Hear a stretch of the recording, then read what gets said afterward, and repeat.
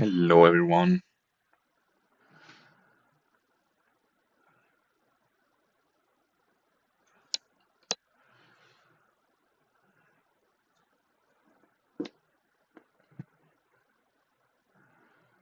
Hello, Benjamin. How are you doing today?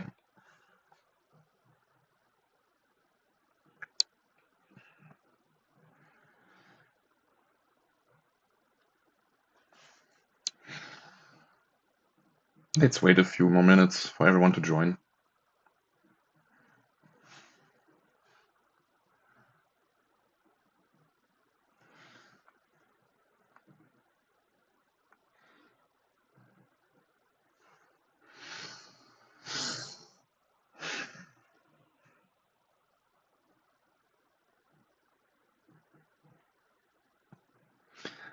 I hope you will enjoy this webinar because this time it's a little bit of a different story. I will talk more about my personal experiences rather than doing a webinar by the textbook. So uh, you can stay excited till the very end when I'm done with my story.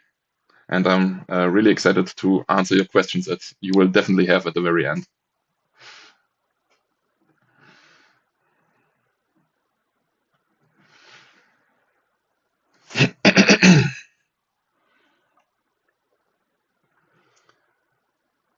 Alrighty, then I think we can start now. So, once again, hello everyone. My name is Daniel, and I'm talking to you about today's topic from tester to quality coach, how the role is evolving with me, Daniel, as your expert from Go Bigger. What are we going to talk about today? Today's topic is about what is a quality coach? What is the journey of becoming one? What are the hiccups along the way? And also at the very end, we have some story time where I'm actually talking about my experiences regarding becoming a quality coach myself. So let's dive in at the very first. What is the baseline definition of a quality coach? What does it even mean? So I've written down a little description for you. A quality coach in software testing is someone who helps teams building skills, practices, and the mindset needed to take a collective ownership of quality rather than acting as a gatekeeper. They guide, mentor, and collaborate with developers, testers, and product teams to embed testing and quality practices throughout the development process. What does that actually mean? So if you think about a tester, yeah, that's a person that tests stuff, right?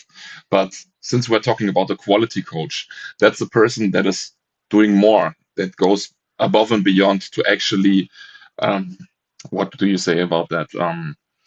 Is an actually advisor, like that can teach about the qualities and make you feel like you are also in the ownership of the quality that makes you excited for you and your entire team to be a part of what makes you stand out quality wise.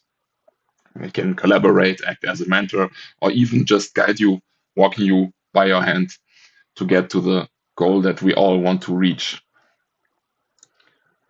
Here I have a little bit of an image for you to actually visualize what my train of thoughts are.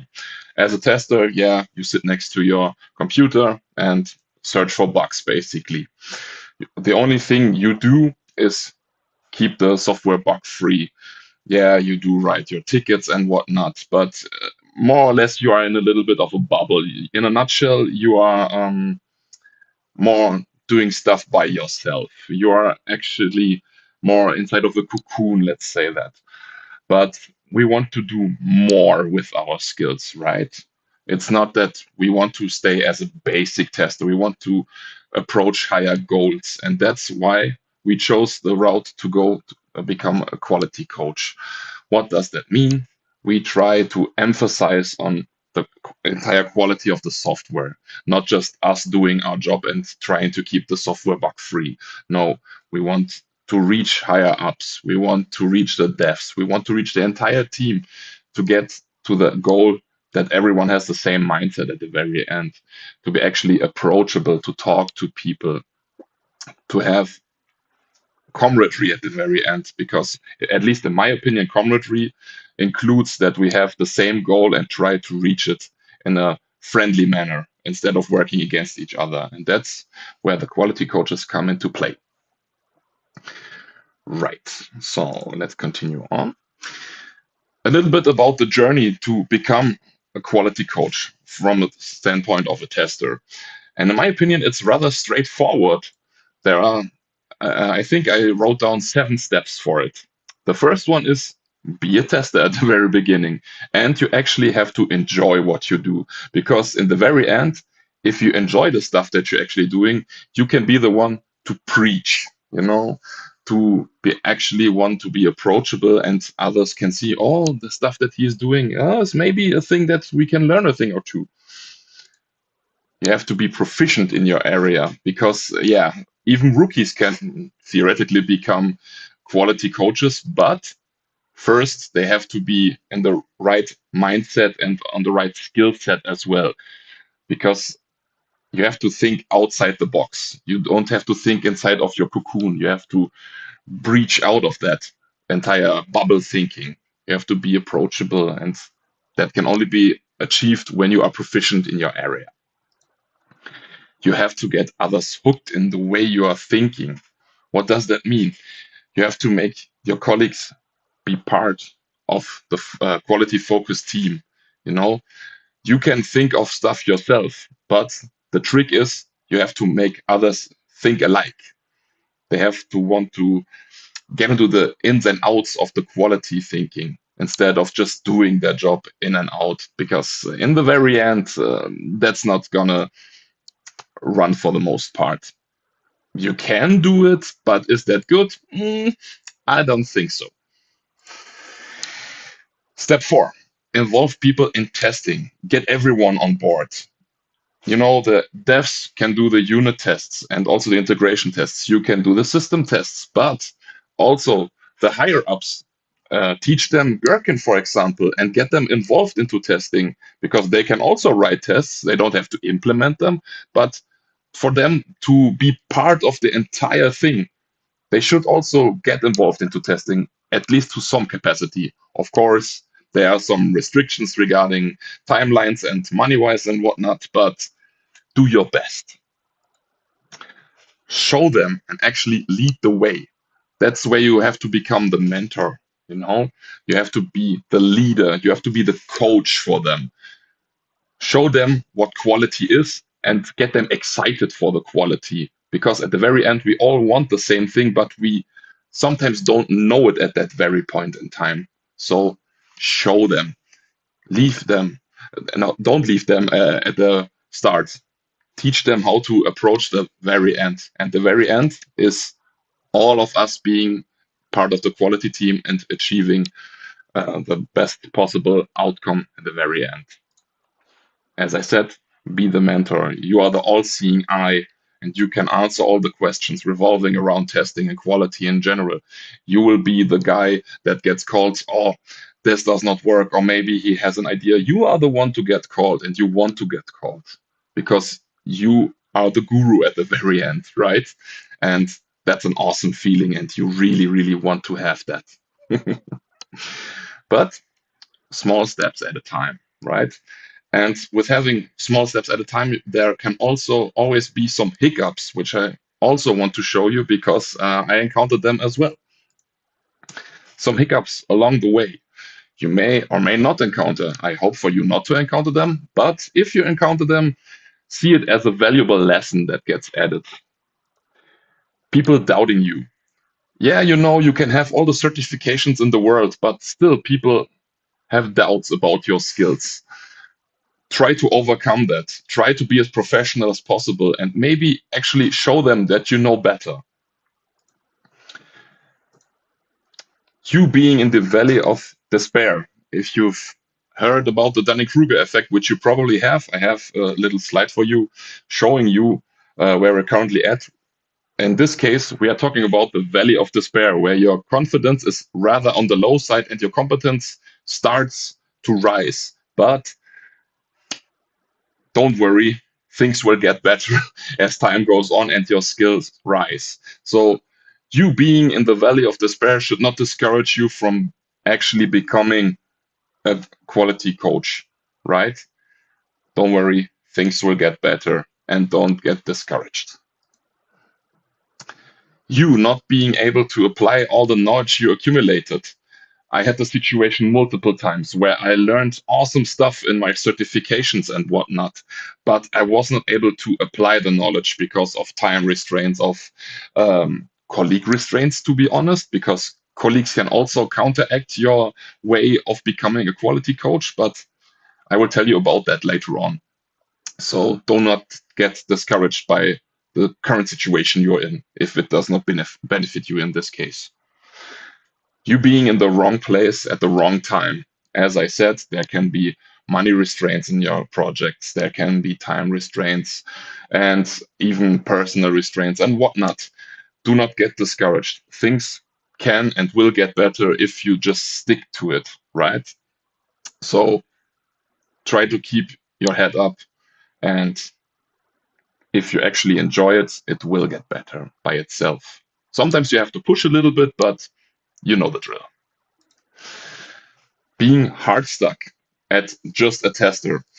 What I've seen in the past is, and that is really discouraging, you are just a tester. You know, you are just costing money. You know, you don't really benefit us because at the very end, you're not producing stuff and whatnot. Try to counteract that. Be proactive at what you do. Try to encourage people to actually get more out of the stuff they do. As I said before, maybe encourage the devs to actually write tests, maybe get into the contact with the best business analysts. Get yourself involved into the team and try to like stick out, but not in a negative way, you know, stick out in the sense that you are the guy, you know, instead of them, yeah, he's just here and collects money for not doing anything. No, no, no, no. If there are any questions, you should be the guy to be approached and get it in your mind. What could also be a problem along the way that you can be feeling too comfortable at your current position. What does that mean? Sometimes, and I was also guilty about that, you're just doing your daily business, right? And you just check off your tickets and daily business. And yeah, I'm just sitting fine over here and it works. But if you actually want to be a quality coach, that should not be like your mindset. You should always strive for bigger things, as in go bigger, right? So do not stay in your very position, because if you feel too comfortable, others will overtake you and you fall behind. And that's not the thing that you really want to in this competitive area that we are working. Because testing, let's face it, there are very, very, very many testers in the market right now, and you don't want to fall behind, because then you will fall down a downward spiral, which you are very prone to not getting out of. And we don't want that to happen, and counteract as much as possible at the very beginning before it starts. As I told you before, being part of the wrong team. Sometimes people don't want to be taught anything. They just want to stick to the well-known stuff, right? So being this efficient and open-minded tester that you are, sometimes people don't want to be told otherwise. Maybe they slept on the wrong side of the bed. I don't know. Stuff sometimes happens, and maybe that's the point when you have to get another project, or maybe change the team out for some other team in the same project. I don't know. You do you, but always try to get the best out of the project you're currently in and try to make the best out of your team. At the very end, maybe you have to stop and think about what you're doing, but always keep your head up. That's the most important thing. Never look down. What could also be an issue that I had quite early on in my career, not having reached, let's call it maturity yet. What does that mean? Sometimes you think, in regards to the Dunning-Kruger effect, you are the guru, but you are still at the very start of your career. You don't really have an idea what to actually do, right? But you think you do. And that's where you can kind of fall into some pitfalls. You thinking, yeah, I could teach them this and that and whatnot, because once again, you think you are the expert, but you're actually not. And that could backfire really bad. Try to stick to your stuff you know. And if you know, you know. If you have any doubts, calm down a little bit, maybe read a book about it, maybe exchange some informations with other testers, maybe get involved into, for example, the robot framework. They are always happy to get new people in and exchange some thoughts and whatnot. Exchange your thoughts with other experts. That will get you into your maturity phase, let's call it that. Right. So that's out of the way. Now comes the part where I'm speaking specifically about my very, very own experiences. So for you, I have a story time from tester to quality coach. By now, I have about 10 years of experience as a tester, and I want to share some experiences with you. Like the way I started and the many, many projects by now, I think it was over 15 by now over the last 10 years that I was attending. And there were some major hiccups along the way, but in the very end, I think it turned out pretty well. And I think you will agree. When I started my first project, I did not have any certification at all. I was more or less tossed into the entire thing.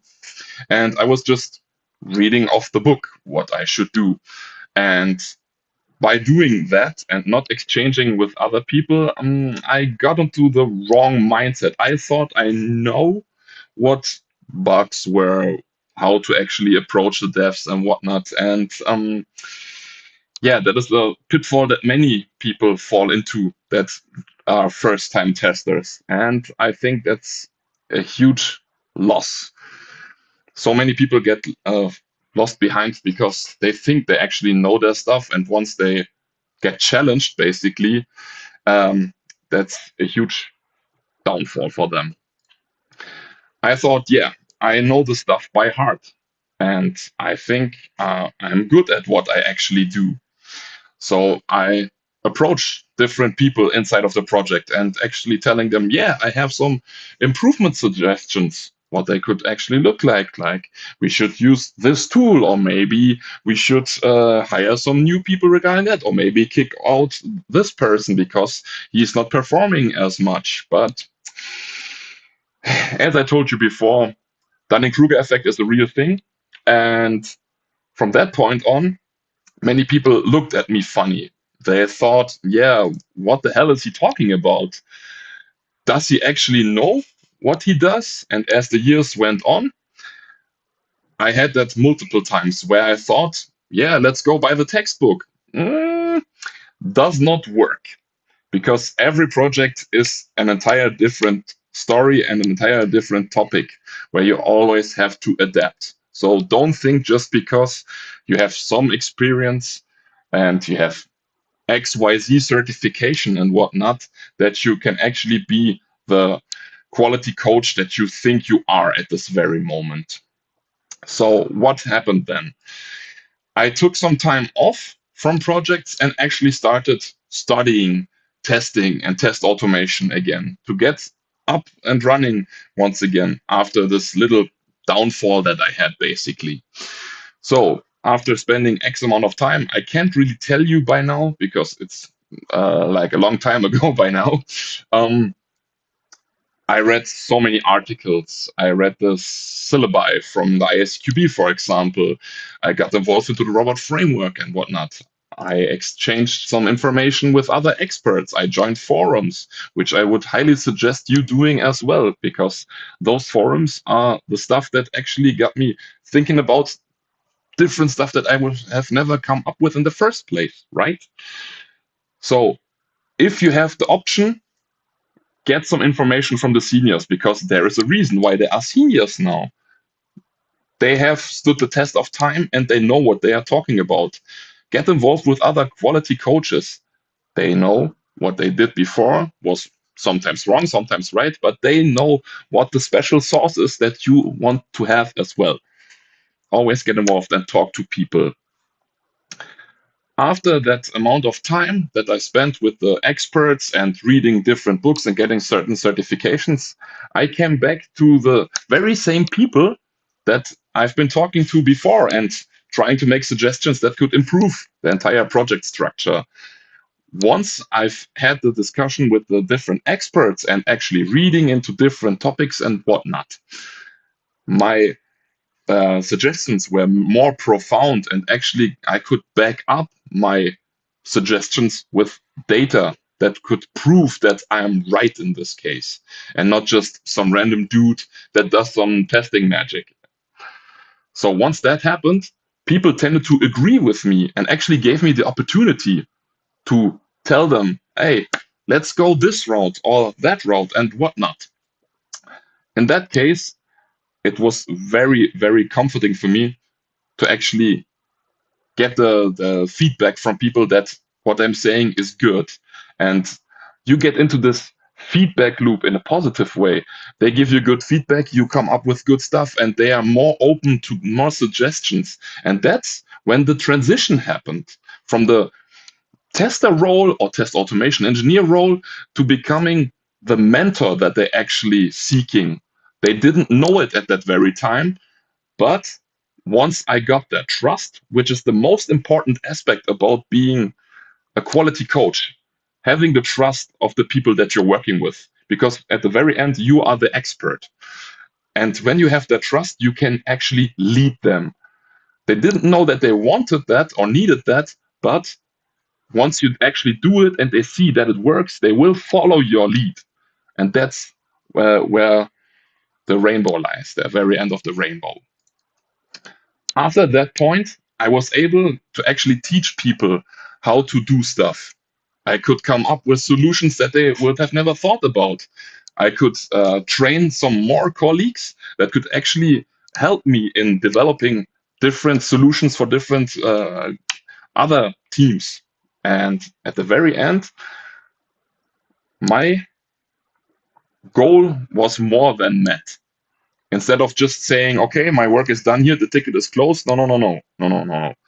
What I did, I don't want to ring my own bells, but at the very end, the stuff that I did had such an impact that new colleagues that I've been training for this very moment, they could also, like, if you think about Star Wars, for example, they were my Padawans, and then they were the Jedi that I thought I would become sometime soon, and now they are the Jedi for all the different other projects that I'm currently not in anymore.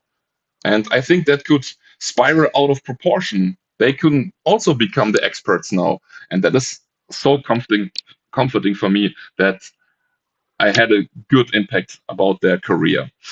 And if you think about it, I'm doing the very same thing right now with you. I'm talking about the quality stuff that I at least attempt to implement and tell you about, which I'm also doing on YouTube right now. So that's where the circle closes. Me talking about stuff that I've done in the past, and I hope that I got your trust by now, speaking about my different experiences that I made during my journey. And also, right now, I'm at least trying to give you some sort of pathway that you maybe also could take, that you also don't have to fall into the same pitfalls that I did. And that's where I'm dependent on your feedback. Do you have any particular questions regarding the path that I took? Maybe the path that you can take? You can ask me any questions. I'm a person as well. You know, we can talk like regular humans. And that's where I'm dependent on your questions and feedback. Tell me your questions in the chat. And after I'm telling you our current offerings, I will get back to your questions. So, thank you for listening. I really hope you enjoyed, and I hope that it was enjoyable enough for you that you can leave a follow on LinkedIn. at our very own company site called Go Bigger GmbH. I think you figured out by now what our current offerings are in terms of courses and workshops. You can find under https go-bigger.de/shop. Currently, I think we have the robot framework course on sale, but I think one of our colleagues is pasting them already. Right. Thank you very much. And if you enjoyed what you heard, maybe you want to also subscribe to our monthly newsletter called Grow Bigger.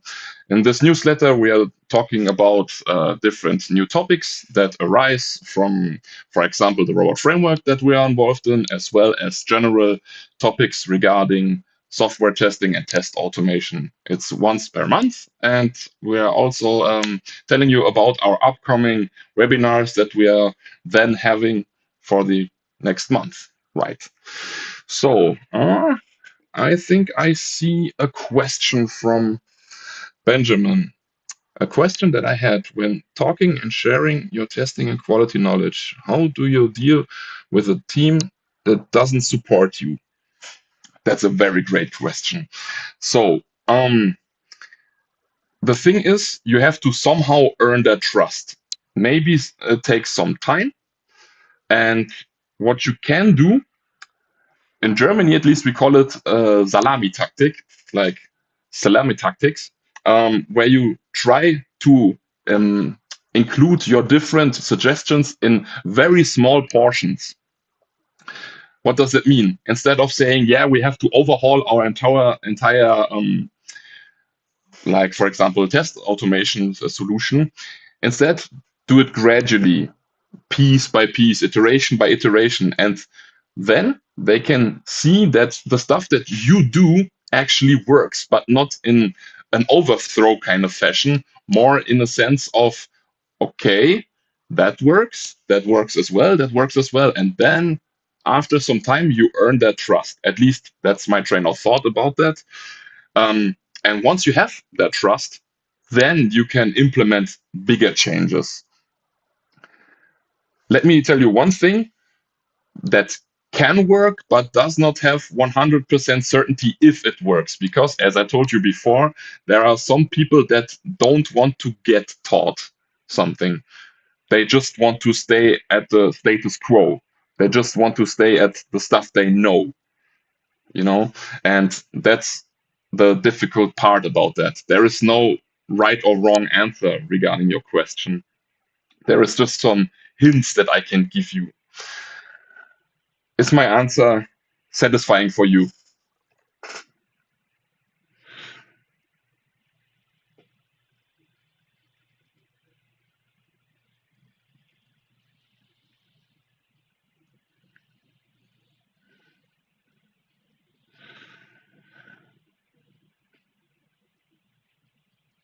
Not seeing any response so far.